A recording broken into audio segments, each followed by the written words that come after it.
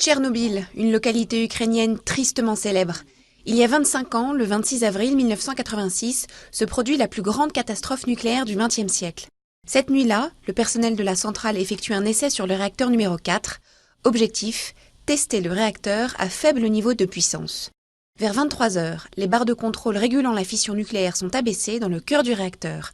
Face à une perte de puissance et la possibilité d'un arrêt complet, la décision est prise de remonter des barres. Mais les opérateurs ne respectent pas les consignes et ignorent les signaux d'arrêt d'urgence. À 1h23, l'essai proprement dit démarre. Quelques secondes plus tard, le réacteur échappe à tout contrôle, la puissance atteint alors 100 fois la normale. En 1 minute, les barres de combustible se fragmentent, le cœur est en surchauffe, c'est l'explosion. La dalle supérieure du réacteur de 2000 tonnes se soulève et retombe sur le réacteur. 2 salariés du site sont tués. Dans les 24 heures qui suivent, 600 employés sont envoyés sur le site. Parmi eux, une centaine contractent le mal aigu des rayons et 28 en meurent.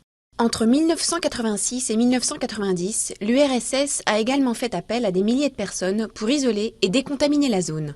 Fortement exposées à la radioactivité, ces personnes sont les liquidateurs de Tchernobyl. Ils paient au prix fort leur engagement en termes de santé. Beaucoup d'entre eux sont morts.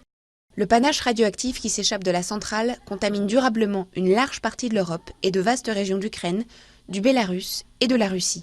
Sur la population, on note une augmentation significative des maladies de la thyroïde où se fixe l'iode 131. Dans la zone de la catastrophe, des malformations congénitales.